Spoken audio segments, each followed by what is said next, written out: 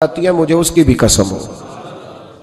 اور حضرت عبداللہ بن رواحہ نبی پاک کے صحابی ہیں، وہ فرماتے ہیں کہ حضور کوئی معجزہ نہ دکھاتے، نہ چاند توڑتے، نہ ڈوبا سورج موڑتے، نہ درختوں سے کلمہ پڑھواتے، کوئی معجزہ نہ دکھاتے، پھر بھی نبی پاک کا چہرہ اتنا خوبصورت تھا کہ لوگوں نے دیکھتے جانا تھا اور کلمہ پڑھتے جانا تھا۔ یہ حضور علیہ السلام کے ظاہری حسن کا حال تھا، لیکن اس کے باوجود اللہ کے محبوب آئینے کے سامنے کھڑے ہو کے کنگھی فرماتے تھے، تیل استعمال فرماتے تھے۔ اللہ کے محبوب علیہ السلام اپنے بالوں کے درمیان سے مانگ نکالتے تھے، آدھے بال ایک طرف ہوتے تھے، آدھے ایک طرف ہوتے تھے، اور صحابہ فرماتے ہیں کئی دفعہ حضور امامہ اتارتے تو ان بالوں کے بیچ جو خوشبو لگی ہوتی اس کا رنگ بھی ہم دیکھا کرتے۔ حضور صاف لباس پسند کرتے تھے۔ ایک شخص کو حضور نے دیکھا، اس نے میلے کچیلے کپڑے پہنے، تو حضور نے ٹھنڈی آہ بھری، فرمایا کاش یہ دھو کے کپڑے پہنتا۔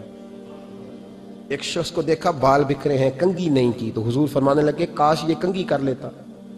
نفاست پسند آدمی پہ نا بوجھ بنتا ہے۔ جو آدمی، آپ کو پتہ ہے کہ امام شافعی تو فرماتے ہیں جمعے والے دن غسل کرنا واجب ہے، مت غسل نہ کرے تو جمعہ ہی نہیں ہوگا۔ اگرچہ ہمارے امام صاحب کے نزدیک سنت ہے۔ یہ سنت کب بنا؟ ایک دن نہ بہت سارے لوگ اپنے اپنے کام سے اٹھے مسجد میں آ گئے، مسجد نبوی میں۔ کوئی کسان تھا تو کھیت سے اٹھ کے آ گیا، کوئی مزدور تھا تو مزدوری سے اٹھ کے آ گیا۔ تو مسجد میں جب بہت سارے لوگ جمع ہوئے نا، تو بعض لوگوں کو دقت محسوس ہوئی، تو رسول کریم علیہ السلام نے فرمایا کتنا ہی اچھا ہو کہ تم جمعے والے دن نہا کے آیا کرو۔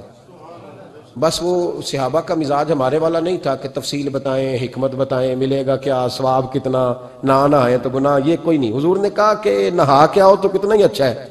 پھر کسی صحابی نے کبھی بھی بغیر غسل کیے جمعہ ادا ہی نہیں کیا۔ کسی نے بغیر غسل کے کبھی جمعہ ادا ہی نہیں کیا نا۔ اسلام بڑا خوبصورت دین ہے۔ حضور نے فرمایا جو کچا پیاز کھائے وہ مسجد نہ آئے، پہلے مسواک کرے، دانت صاف کرے، پھر آئے۔ نبی پاک صلی اللہ علیہ وسلم نے فرمایا جو کچی مولی کھائے مسجد نہ آئے۔ مولی کھانا جائز ہے، پیاز کھانا جائز ہے، لیکن منہ سے بدبو آتی ہے۔ نبی پاک علیہ السلام کا ظاہری حسن کیا بات ہے۔ میلاد مبارکہ میں نبی پاک علیہ السلام کی جو چیز بڑی کھل کے واضح آتی ہوتی ہے وہ رسول اللہ کا حسن و جمال ہے۔ آپ کی والدہ سیدہ طیبہ طاہرہ حضرت سیدہ آمنہ رضی اللہ تعالیٰ، اماں جی کہتی ہیں کہ میرے محبوب جب میرے بطن اقدس میں آئے تو جو تکالیف عورتوں کو ہوتی ہے مجھے ان میں سے کوئی تکلیف بھی نہیں ہوئی۔ اور اماں جی کہتی ہیں مجھے کبھی کوئی سکل، کوئی بوجھ محسوس نہیں ہوا۔ اور فرماتی ہیں کہ جو ولادت کے وقت لوگوں کو، عورتوں کو تکلیف ہوتی ہے مجھے وہ بھی نہیں ہوئی۔ اور فرماتی ہیں کہ نبی کریم علیہ السلام پیدا ہوئے تو ہمیں حضور علیہ السلام کی ناف کو کاٹنا نہیں پڑا، ناف بریدہ پیدا ہوئے، ختنہ شدہ پیدا ہوئے۔ آپ کو پتہ ہے عورتیں غسل دیتی ہیں بچے کو پیدا ہونے کے بعد، لیکن میرے محبوب نے سجدہ ہی کر لیا پیدا ہوتے ہی، امتی امتی کہتے ہوئے پیدا ہوئے۔ حق نے فرمایا کہ بخشا الصلاۃ والسلام، اور پہلے سجدے پر روز ازل سے درود۔ میرے امام فاضل بریلوی کا جو انداز تکلم ہے نا، اس کی بھی حد ہی کوئی نہیں، کوئی حد ہی نہیں، کہاں تک ان کی محبت جاتی۔ کہنے لگے پہلے سجدے پہ روز ازل سے درود، یادگاری یہ امت پہ لاکھوں سلام، یادگاری یہ امت پہ لاکھوں سلام۔ بتائیے بغیر وضو کے، بغیر غسل کے سجدہ ہو جاتا ہے؟ تو حضور نے سجدہ کر کے بتایا کہ اللہ نے مجھے پاک صاف پیدا کیا ہے۔ نبی پاک صلی اللہ علیہ وسلم کی والدہ نے جب یہ باتیں ارشاد فرمائیں تو لوگوں نے پوچھا ان سے کہ اماں جی پھر آپ ایک جملے میں بتائیں کہ ماجرا سارا کیا تھا، آخر ایک ولادت تو ہوئی نا، آپ کے وجود اطہر سے ایک بچہ تو نکلا، تو یہ کیا تھا؟ تو سیدہ آمنہ فرمانے لگی خرج منی نور، بس میرے وجود سے ایک نور نکلا ہے، بس میرے وجود سے ایک، اور روشنی آتی جاتی ہے تو کسی کو تکلیف نہیں دیتی، ایک نور نکلا۔ میرے رسول کریم علیہ السلام کو ظاہری حسن بھی کمال دیا، اور پھر حضور کی نفاست پسندی، صفائی پسندی۔ نبی پاک جب بات کرتے تھے نا تو حضور کے دانتوں سے نور نکلتا تھا، اس کے باوجود حضور ہر وضو کے لیے مسواک کرتے۔ میں نے ہر نماز کے لیے نہیں کہا، میں اپنے لفظوں کا ذمہ دار ہوں۔ کس کے لیے بولے آپ حضرات؟ ہر وضو کے لیے، یعنی اگر نبی پاک نے وضو نماز کے لیے کیا تب بھی مسواک کی، اور اگر قرآن شریف کی تلاوت کے لیے کیا تو پھر بھی مسواک کی، کسی اور موقع کے لیے وضو فرمایا تو پھر بھی مسواک کی۔ اور سیدہ عائشہ فرماتی ہے جب بھی حضور گھر سے نکلنے لگتے پہلے مسواک فرماتے، حالانکہ رسول پاک کے دندان اقدس تو نور والے تھے، ضرورت ہی نہیں تھی۔ ہماری تعلیم کے لیے نفاست پسندی۔ ایک بات میں نے شروع کرنی ہے پر آپ نے ناراض نہیں ہونا، پہلے وعدہ کر لیں، جڑے نہیں بولے انہوں نے کی ارادہ ہے ہو جانا ہے، چلو ہو جائے، کوئی گل نہیں، خیر ہے، ہو جائیں آپ ناراض۔ نبی پاک نے بڑی مونچھیں نہیں پسند کی، حضور کو اچھی نہیں لگتی تھی۔ ایک بات پوچھتا ہوں آپ سے، یہ درد دل ہے میرا اور صرف سمجھانے کے لیے عرض کر رہا ہوں، کوئی تنقید نہیں، اللہ تعالیٰ مجھے نیت کا وضو عطا کرے۔ ایک بات بتانا، اگر بہو کھانا پکا کے لائے اور سالن سے بال نکل آئے تو پھر اس کا کیا حال ہوتا ہے؟ کئی تو بوڑھے پلیٹ اٹھا کے دیوار میں مارتے ہیں، ایسا ہی ہوتا ہے نا، یہ کیا ہے؟ اور اگر کبھی روٹی سے نکل آئے تو بیوی صاحبہ کا کیا حال ہوتا ہے؟ یہ کوئی طریقہ ہے کھانا پکانے کا؟ اور اللہ تعالیٰ معاف کرے، اگر کبھی ہوٹل میں چلے جائیں امیر لوگ 15,000 کا ڈنر کرنے، تو وہاں کسی سالن کی پلیٹ سے بال نکل آئے تو پھر تو پیسے کیا دینے ہیں، پھر تو ان کو اور جرمانہ ہو جاتا ہے۔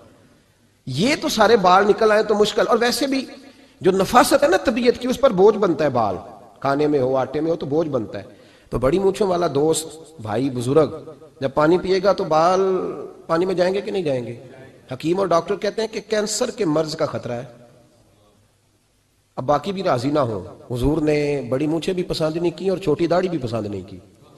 حضور نے فرمایا داڑیاں بڑھاؤ، مونچھوں کو پست کرو، مشرکین کی مخالفت کرو۔ اور ایک مقام پہ رسول پاک علیہ السلام نے یہاں تک فرمایا کہ جو مونچھیں پست نہیں کرتا وہ ہم میں سے ہے ہی نہیں۔ نے سخت لفظ، ایک صحابی تھے، آپ یقین کریں نا، کئی دفعہ دوستوں کو کہنا پڑتا ہے، اور کئی دفعہ نا مجھے محسوس ہوتا ہے کہ یار ہم روز ہی کہتے ہیں، لیکن کہتے پتہ کیوں ہے کہ بوجھ بنتا ہے وہ بندہ جو اس طرح کی تباہ کے ساتھ آتا ہے، جو حضور نے پسند نہیں کیا۔ ایک شخص نبی پاک کے سامنے آیا، قاضی عبدالدائم دائم صاحب نے لکھا ہے، بڑی خوبصورت بات لکھی ہے، کہنے لگے حضور کے سامنے وہ اکثر آیا کرتا تھا تو مونچھیں بڑی تھی، حالانکہ داڑھی بھی بڑی تھی، مونچھیں بھی بڑی تھی۔ 2-4 دفعہ حضور نے باتوں باتوں میں تحت اللفظ سمجھایا، کچھ بندے نہیں سمجھتے، تحت اللفظ سمجھاؤ یا بڑا کھول کھول کے سمجھاؤ پر بات سمجھنے کو تیار نہیں ہوتے۔ پتہ نہیں کیا ایسا حسن ہے بھئی، جو حسن نبی پاک نے پسند نہیں کیا وہ کبھی حسن ہو سکتا ہے، کبھی خوبصورتی ہو سکتی ہے، وہ کسی کا ذاتی کلچر تو ہو سکتا ہے پر دین کی تہذیب نہیں۔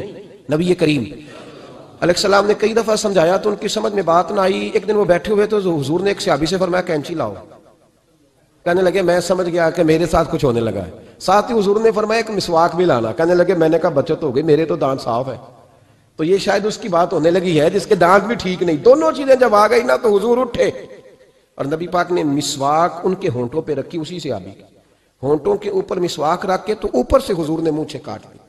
فرمایا یہ نہ ایسا کرو، یہ چیز مجھے پسند نہیں ہے۔ حضور نے نفاست پسندی کو، اب تو اللہ تعالیٰ خیر کرے ملانگا آ گئے مارکیٹ میں، ملانگ درویشی فقیری، اور ان کے پاس رش بھی زیادہ ہے، ان کے درباروں پہ بھی رش زیادہ ہے۔ جی کہتے ہیں حضرت صاحب درویش آدمی ہے، بھئی روٹی تو پورے ٹائم پہ کھاتا ہے، مونچھیں کٹوانے میں ہی درویش ہو گیا ہے، نہ بال کٹواتا ہے نہ مونچھیں کٹواتا ہے۔ یہ گرو نانک کی تعلیمات ہیں، یہ نبی پاک کی تعلیم نہیں۔ وجود کا کوئی بال نہ کٹوانا یہ سکھوں کا طریقہ ہے، مسلمانوں کا یہ انداز، یہ کدھر کی فقیری ہے؟ دین کوئی غلاظتوں والا ہے معاذ اللہ، کہ بابا کپڑے نہیں بدلتا، بابا غسل نہیں کرتا، بابا بال نہیں کٹواتا، بابا ہے پاگل ہے؟ قطعی طور پر کوئی فقیری نہیں، فقیری صرف وہ ہے جو میرے نبی نے کیا ہے صلی اللہ تعالی۔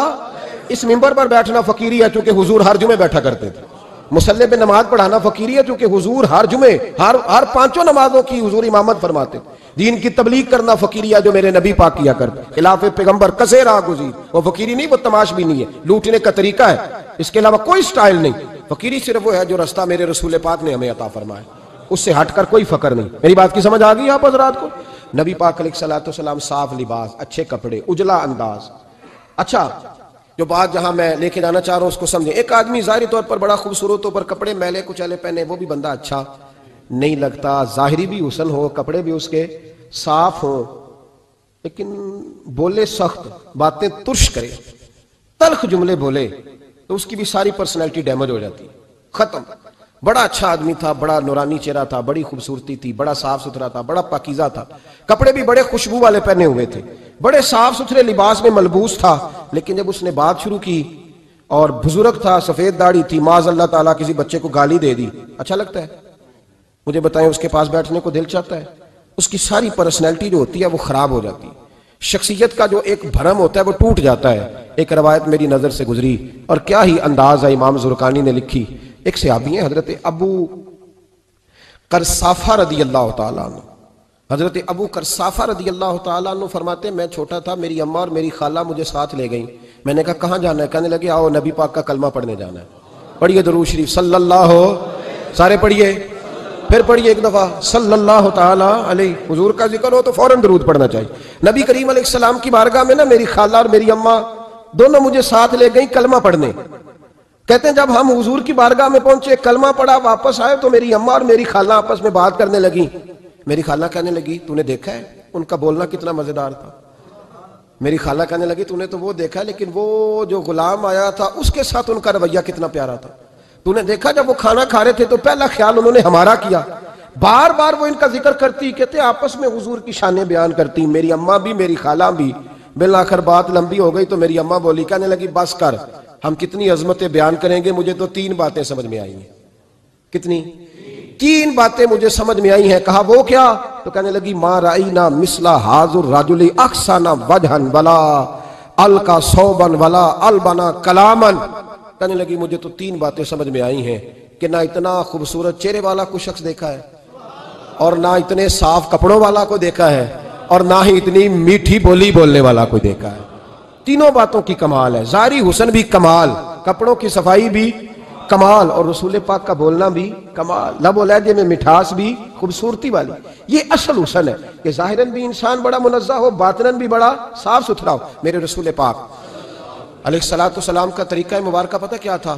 حضور صلی اللہ تعالیٰ علیہ وآلہ وسلم جب مسجد میں نماز پڑھ لیتے تو حضرت جعفہ رضی اللہ تعالیٰ عنہ فرماتے, بخاری کی حدیث ہے, فرماتے ہیں میں مدینہ شریف میں آیا تو حضور نماز پڑھ لیتے تو صحابہ نبی پاک کے پاس آتے اور حضور کا دست مبارک پکڑ کے پہلے چومتے پھر چہروں پہ ملتے. پہلے چومتے پھر چہروں پر. نبی پاک کے صحابہ حضور کے قدم بھی چوما کرتے, قدموں میں جھکا کرتے تھے. یہ تو بھائی اس وقت پتہ چلتا ہے جب کسی سے پیار ہو جاتا ہے, جب کسی بندے سے. میں اکثر مثال دیا کرتا ہوں اکثر کہ کسی کا بچہ پیشاب کرے تو کہہ آتی ہے, الٹی آتی ہے, لیکن اپنا بچہ بالوں میں بھی کر دیتا ہے, پھر کوئی کہہ نہیں آتی چونکہ اپنا ہے نا, پیار ہو گیا نا.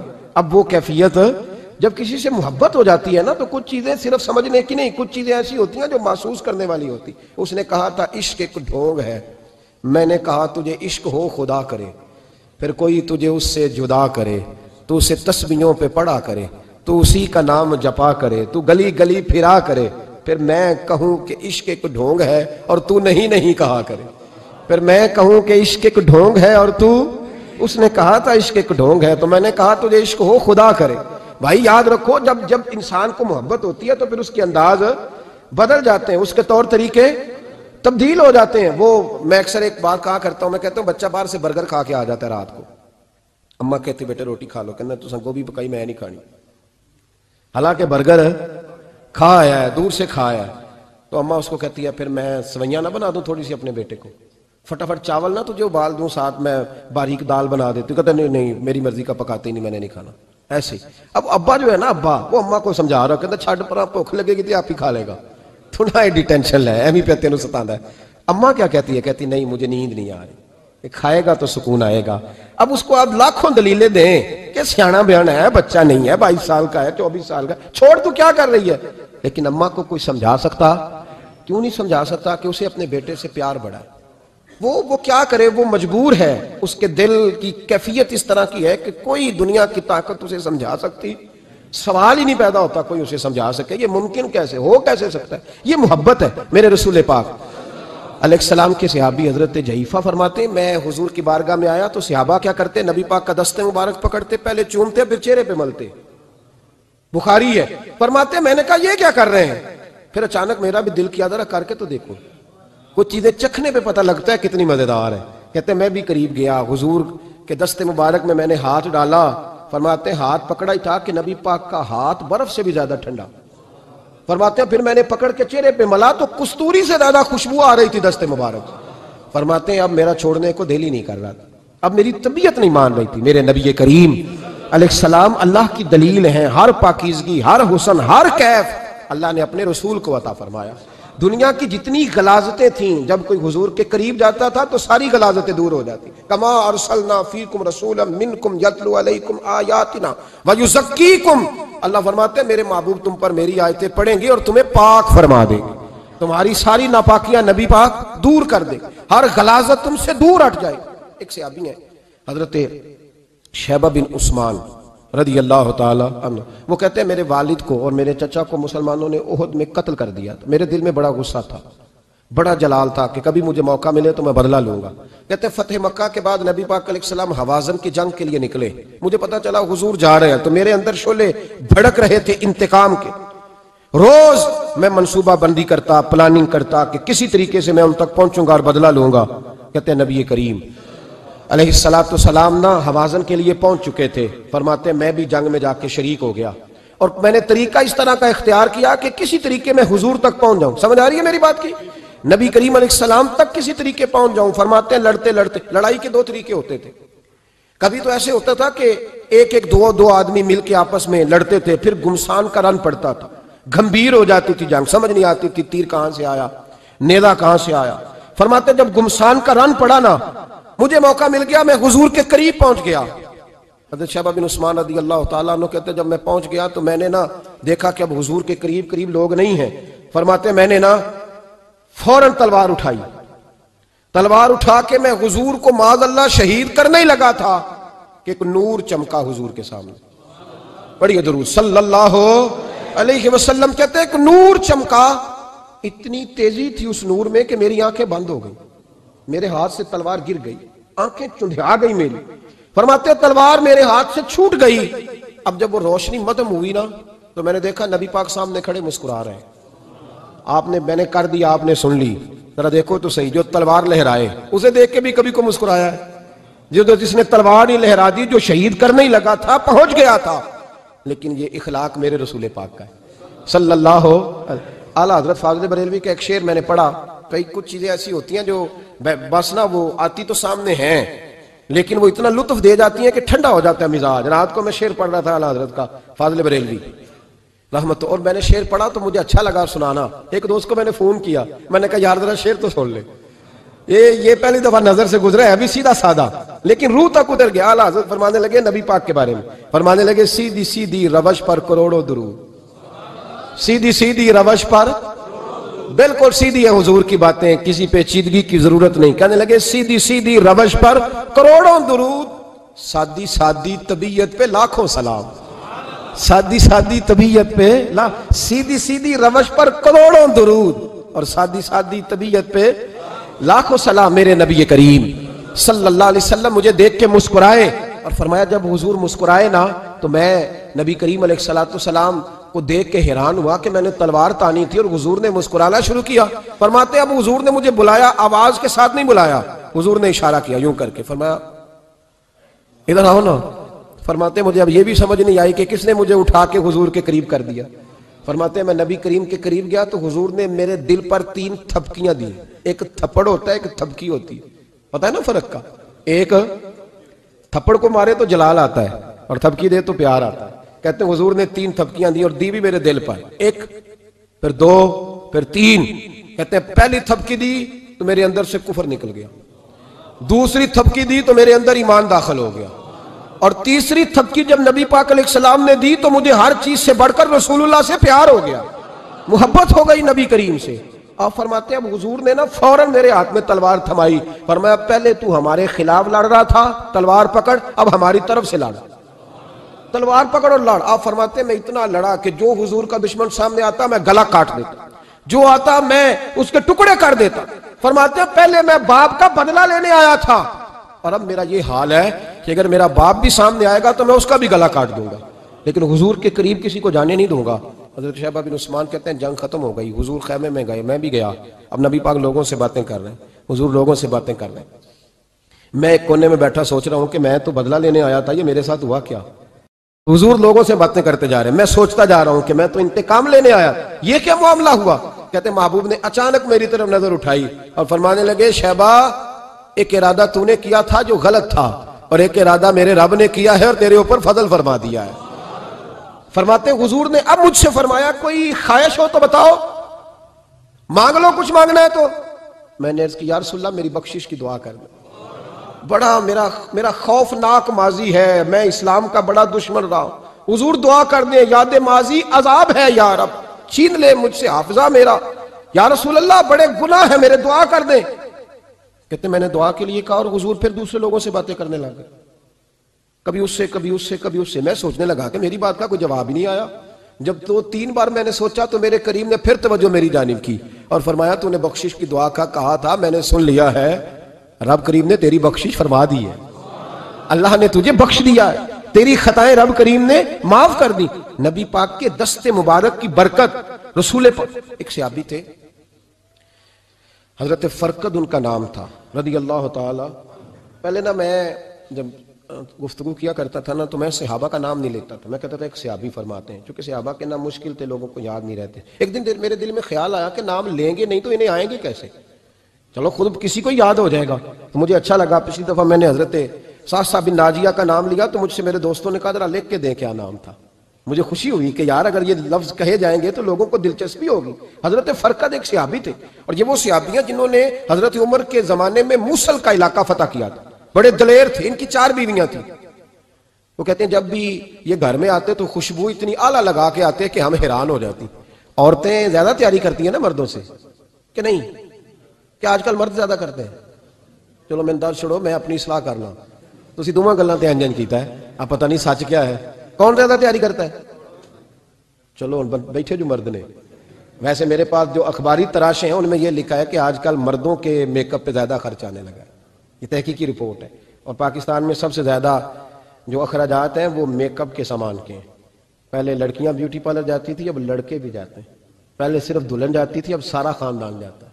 اللہ تعالیٰ معاف کرے۔ اس کے باوجود بڑی غربت ہے ملک میں، پریشانی بھی بڑی ہے، اس کے علاوہ ہمیں غریبوں کا درد ہے، اس کے باوجود ہم لوگوں کی مدد کرنا چاہتے ہیں۔ پتہ نہیں کیا ترجمہ کیا ہم نے غریب پروری کا، کیا معنی بنایا، اللہ ہی بہتر جانتا ہے کہ وہ چیزیں جن کی بالکل حاجت نہیں، بالکل ضرورت نہیں، ان پر لاکھوں لٹا کے کہتے ہیں وہ دیکھو بیچارے کو روٹی نہیں مل رہی۔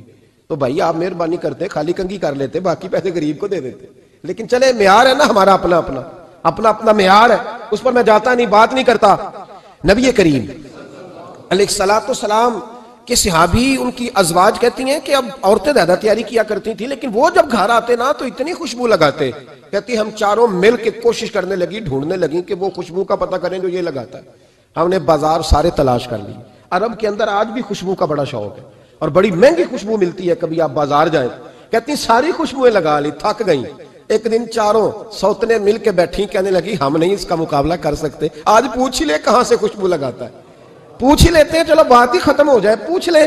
یہ ہم جتنی مرضی اعلیٰ لگائیں، جب یہ آ جاتا ہے نا، کچھ لوگ میرے محفل ہوتے ہیں جہاں آ جاتے ہیں وہاں چھا جاتے ہیں، تو یہ جب آتے ہیں تو چھا ہی جاتے ہیں، کیا کریں؟ اس طرح کا میرے محفل ہے، کیا کریں اس کا؟ فرمانے لگی ایک دن چاروں سوتنوں نے مل کے ان کو بٹھا لیا، کہنے لگی بتاؤ تو صحیح خوشبو کون سی لگاتے ہو؟ کہنے لگے کوئی بھی نہیں، کبھی لگائی نہیں، آج تک نہیں لگائی۔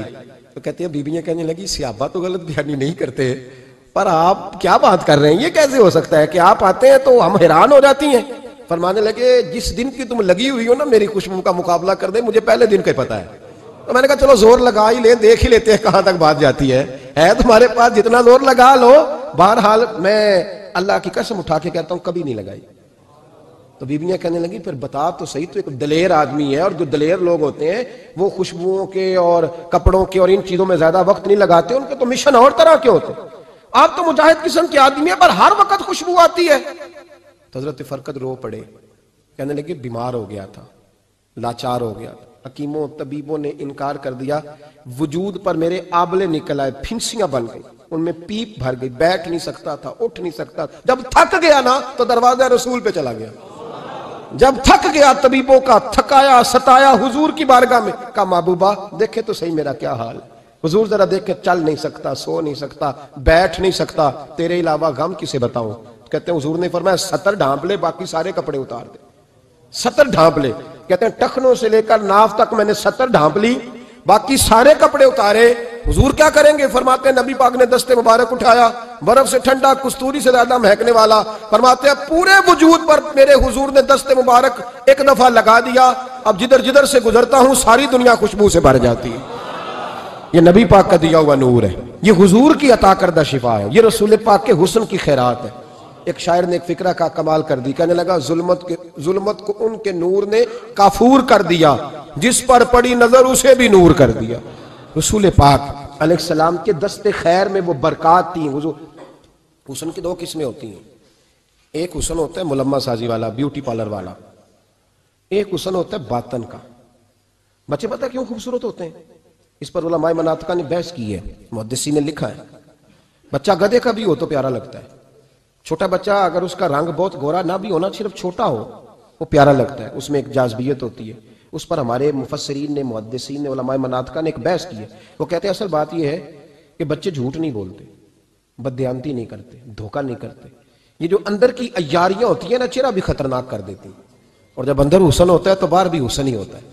بچے میں کوئی مکاری عیاری نہیں ہوتی، فساد نہیں ہوتا، نیت میں فطور نہیں ہوتا، کسی کو لوٹنے کا ارادہ نہیں، کسی کو شیشے میں اتارنے کا پروگرام نہیں بتاتا. بچہ چرب زبان نہیں ہوتا، اس کو طریقہ نہیں ہوتا، وہ لوگوں کو قائل کرنے کے ہر وقت دوڑتا نہیں، الٹی سیدھی گیمیں نہیں چلاتا. کیونکہ اندر حسن ہوتا ہے تو وہ حسن اس کے چہرے پر معصومیت بن کے آتا ہے. سمجھ آ رہی ہے میری بات کی؟ اس کی دلیل میرے رسول پاک علیہ السلام نے بخاری میں فرمایا اللہ کا ولی وہ ہے جس کا چہرہ دیکھو تو اللہ یاد آ جائے. اب یہاں یہ نہیں فرمایا گورا چٹا ہو، خوبصورت ہو، بس اس کے چہرے میں معصومیت ہوتی ہے، وہ سچا ہوتا ہے، وہ کھرا ہوتا ہے، اس کا حسن چہرے پہ آتا ہے. میرے رسول کریم علیہ السلام کا جو حسن تھا نا، وہ اندر کی صداقت کی روشنی تھی، وہ اندر کے کیف کا نور تھا جو حضور کے چہرے پر عیاں ہوتا تھا. اس لیے نبی پاک کا چہرہ جو تھا وہ آنکھیں چدھیاتا نہیں تھا، بلکہ آنکھوں کو اچھا لگتا تھا. شاہ عبد الرحیم صاحب محدث دہلوی شاہ ولی اللہ صاحب کے والد ہیں، اور ہمارے بر صغیر پاک و ہند میں جتنے بھی مسالک ہیں یہ سارے شاہ ولی اللہ صاحب کے شاگرد بنتے ہیں. وہ کہتے ہیں میرے ابا جی نے خواب دیکھا اور خواب میں انہیں رسول اللہ کا دیدار نصیب ہوا. تو نبی کریم علیہ السلام کی بارگاہ میں شاہ ولی اللہ صاحب کے ابا جی کہنے لگے حضور ایک بات بڑی اڑ گئی ہے میرے دل میں، بڑی، تو کتابوں سے جواب نہیں ملا، آج رب کریم نے موقع دیا ہے اس سوال کا جواب. تو کہ عبد الرحیم پوچھو کہ یا رسول اللہ حضرت یوسف کا حسن دیکھ کے لوگوں نے انگلیاں کاٹ لی، پر آپ کو تکنے والے تکتے ہی رہے، کوئی بھی ہوش نہیں ہوا، کسی نے انگلی نہیں کاٹی. تو کہتے ہیں محبوب نے فرمایا عبد الرحیم رب کریم نے اپنی غیرت کے ساتھ میرے حسن پر 70,000 پردے ڈالے. یہی بہتر ہے کہ پردوں میں وہ پردہ پوش رہے، وہ اگر پردے اٹھا دے تو کسے ہوش رہے. فرمایا 70,000 پردوں میں چھپا ہوا حسن ہے، ورنہ کسی کی طاقت تھی کوئی بات کر سکتا، جرت تھی کسی شخص کی. میرے حبیب پاک سید عالم حضرت عبداللہ ابن سلام رضی اللہ تعالیٰ عنہ اہل یہود کے بڑے عالم تھے. فرماتے ہیں میں تورات زبور انجیل کا جاننے والا تھا. جس دن حضور مدینہ طیبہ آئے، کسوا نامی اونٹنی پر بیٹھے تھے، میں حضور سے مناظرہ کرنے بحث کرنے آیا. میرے ساتھ میرے شاگرد تھے، ارادہ تھا بحث کروں گا، نبی پاک کو بڑے معاذ اللہ کڑوے کڑوے سوال کروں گا. کہتے ہیں حضور بیٹھے تھے کسوا نامی اونٹنی پہ اور گردن مبارک جھکی ہوئی، ہونٹوں پر حضور کے زیر لب ہلکی سی مسکراہٹ تھی. نبی پاک تھوڑا بولتے تھے پر جتنا بولتے تھے وہ دلوں میں اترتا جاتا تھا. فرماتے ہیں میں جب گیا نا، میرے شاگرد ساتھ تھے، مناظرہ کرنے گیا، مناظرہ شاگرد ساتھ تھے. فرماتے ہیں میں بڑے سوالات تیار کر کے گیا، پر حضور گھوڑے پہ بیٹھے تھے. 2 باتیں میں نے سنی. حضور نے فرمایا رشتہ داروں سے اچھا سلوک کرو، اپنے غلاموں کا خیال کرو. کہتے ہیں وہ شاگرد مجھے دھکے دینے لگے، کہنے لگے چل استاد جی آگے ہو، کرو سوال، چلو نا آگے بڑھو نا آگے. یہ کئی دفعہ نعرے لگانے والے بھی مروا دیتے ہیں نا، چلو نا چلو آگے، چلو بڑھو آگے، کرو بات، آؤ نا. کہتے ہیں میں ذرا آگے بڑھا، دھکا دیا انہوں نے. فرماتے میں آگے بڑھا اور میں نے کریم محبوب کے قریب جا کے کہا حضور مجھے کلمہ پڑھا دے، میں مسلمان ہونے آیا. یعنی عام آدمی تو قائل ہو جاتا ہے عالم اور تورات زبور انجیل کا جاننے والا، حضور کلمہ پڑھائیں. کہتے ہیں میں واپس آیا نا کلمہ پڑھ کے، تو شاگرد کہنے لگے استاد جی آپ تو مناظرہ کرنے آئے تھے، یہ کیا ہوا؟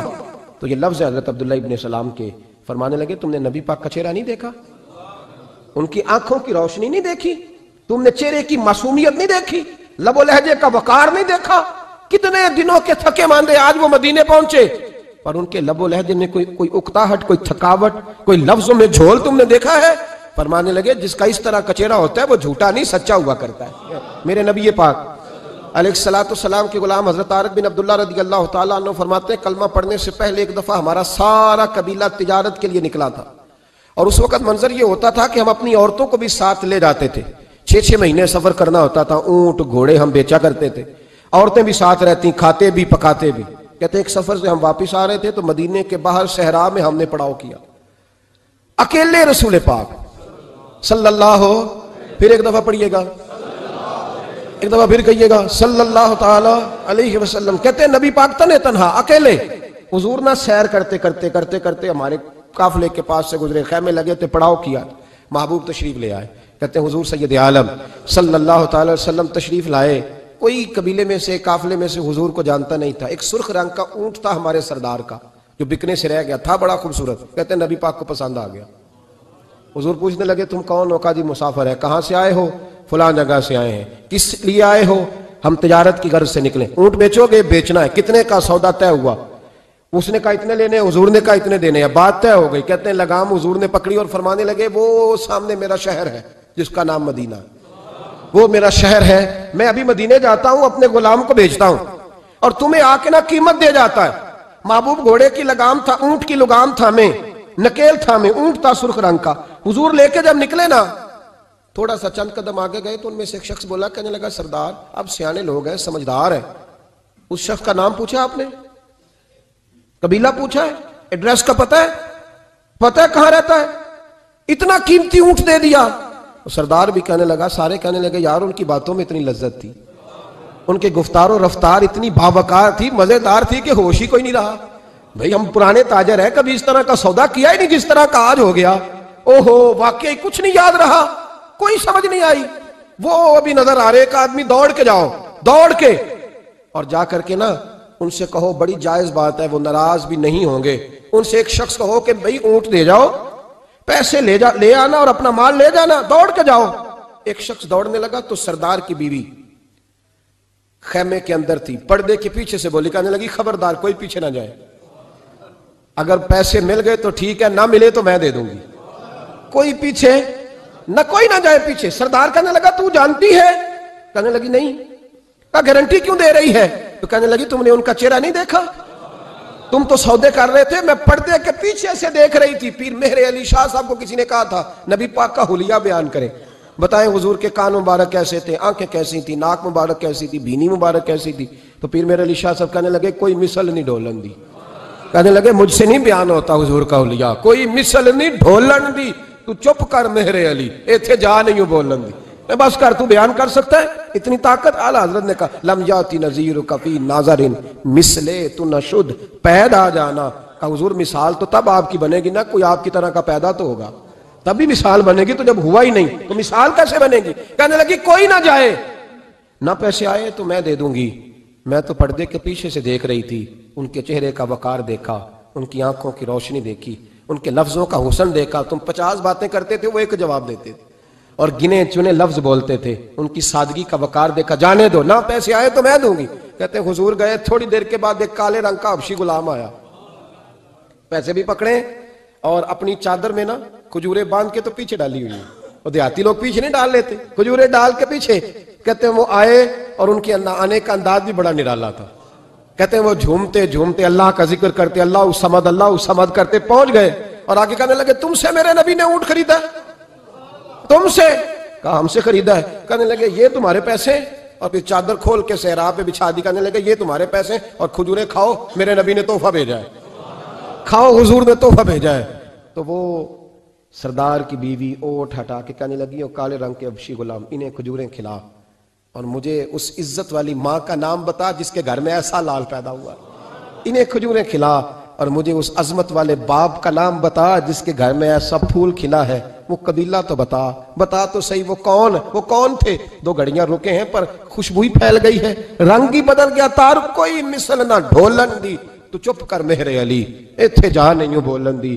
حضرت طارق بن عبداللہ کہتے ہیں جناب بلال فرمانے لگے وہی تو اللہ کے آخری رسول ہیں، وہی تو خاتم المرسلین ہیں، وہی تو ہیں جنہیں اللہ نے ساری انسانیت کے لیے نمونہ عمل بنایا۔ کہتے ہیں ہم اونٹ بیچنے گئے تھے پر سارے کا سارا قبیلہ ہی مسلمان ہو گیا۔ نبی پاک کی حضور کے ظاہری حسن کے تذکرے ہماری اولادوں کو آنے چاہیے۔ ایک شعر مرحوم اعظم چشتی نے کہا تھا،